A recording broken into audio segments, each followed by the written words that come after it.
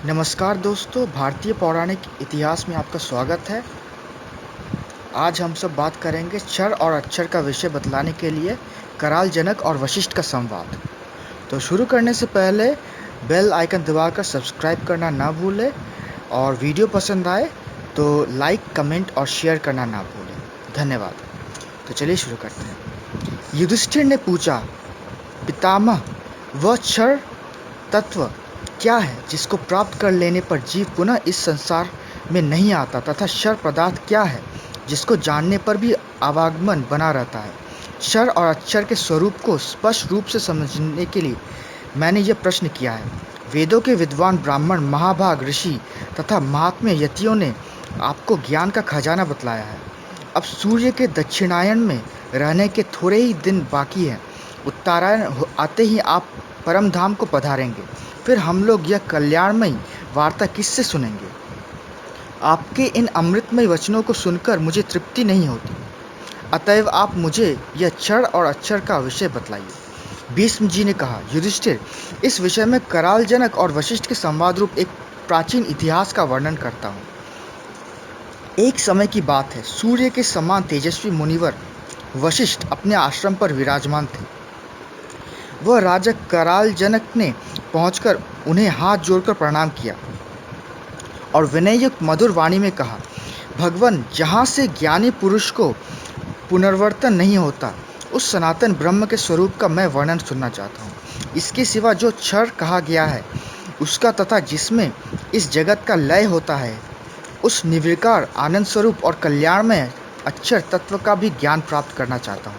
अतः आप इस विषय का उपदेश करें। वशिष्ठ जी ने कहा, राजन, जिस प्रकार इस जगत का क्षरण लय होता है उसको, तथा जो कभी भी क्षरित नष्ट नहीं होता, उस अक्षर को भी बता रहा हूँ। सुनो, देवताओं के 12,000 वर्षों का एक चतुर्युग होता है और 10,000 चतुर्युग का एक कल्प कहलाता है। इसी को ब्रह्मा का एक दिन कहते हैं। इतनी ही बड़ी उनकी रात्रि भी होती है, और जिसके अंत में जागृत होकर वे इस विशाल संसार की सृष्टि करते हैं। यद्यपि वे वास्तव में निराकार हैं तो भी साकार जगत की रचना करते हैं। उनमें अणिमा आदि शक्तियों का स्वाभाविक निवास है। वे अविनाशी ज्योतिर्मय परमेश्वर हैं, सब और हाथ पैर वाले, सब और नेत्र, सिर और मुख वाले तथा सब और कान वाले हैं, क्योंकि वे संसार में सबको व्याप्त करके स्थित हैं। वे ही भगवान हिरण्यगर्भ हैं। उन्हीं को बुद्धि कहते हैं। वे ही योगशास्त्र में महान, विरंचित और अज के नाम से पुकारे जाते हैं, तथा सांख्य शास्त्र में भी उनके अनेकों नामों का वर्णन आता है। उनके नाना प्रकार के बहुत से अद्भुत रूप हैं। वे विश्व के आत्मा और एकाक्षर कहलाते हैं। यह नानात्मक जगत उनसे व्याप्त है। उन्होंने अपने ही स्वरूप से तीनों लोकों की सृष्टि की है। बहुत से रूप धारण करने के कारण उन्हें विश्व रूप कहते हैं। वे महातेजस्वी भगवान आत्मशक्ति से महत्व की सृष्टि करके फिर अहंकार और उसके अभिमानी देवता प्रजापति को उत्पन्न करते हैं।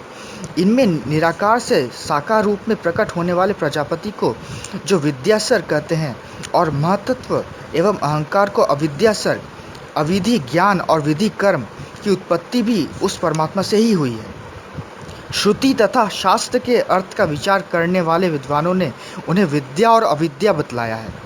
अहंकार से जो सूक्ष्म भूतों की सृष्टि होती है उसे तीसरा सर्ग समझना चाहिए। राजस, तमस और सात्विक भेद से 3 प्रकार के अहंकारों से एक चौथी सृष्टि उत्पन्न होती है। उसे वैकृत सर्ग कहते हैं। आकाश, वायु, तेज, जल और पृथ्वी, ये 5 महाभूत तथा शब्द, स्पर्श, रूप, रस और गंध, ये 5 विषय वैकृत सर्ग के अनर्गत है। इन 10 की उत्पत्ति एक ही साथ होती है। 5वां भौतिक सर्ग है। इसके अंतर्गत आँख, कान, नाक, त्वचा और जिह्वा, ये 5 ज्ञानेंद्रिया तथा वाणी, हाथ, पैर, गुदा और लिंग, ये 5 कर्मेंद्रियां हैं। मन सहित इन सब की उत्पत्ति भी एक ही साथ होती है। ये 24 तत्व संपूर्ण प्राणियों के शरीरों में मौजूद रहते हैं। तत्वदर्शी ब्राह्मण इनके यथार्थ स्वरूप को जानकर कभी शोक नहीं करते। त्रिभुवन में जितने देहधारी हैं उन सब में इन्हीं तत्वों के समुच्चय को देह समझना चाहिए।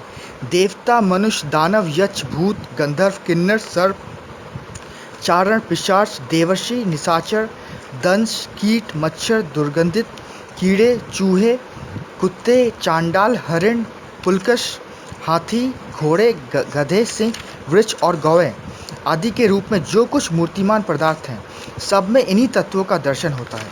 पृथ्वी, जल और आकाश में ही इन प्राणियों का निवास है और कहीं नहीं। ये संपूर्ण पंच भौतिक जगत व्यक्त कहलाता है और प्रतिदिन इसका शरण क्षय होता है, इसलिए इसको क्षर कहते हैं। इसके अतिरिक्त जो तत्व है उसे अक्षर कहा जा गया है। इस प्रकार उस अव्यक्त अक्षर से उत्पन्न हुए यह व्यक्त संज्ञक मोहात्मक जगत क्षरित होने के कारण क्षर नाम धारण करता है। क्षर तत्वों में सबसे पहले महातत्व की ही सृष्टि हुई है। यही क्षर का परिचय है। राजन, तुमने जो पूछा था उसके अनुसार यह मैंने क्षर और अक्षर के विषय का वर्णन किया है। धन्यवाद। तो आज का विषय यहीं तक था दोस्तों। मिलते हैं आपसे अगली वीडियो में। नमस्कार।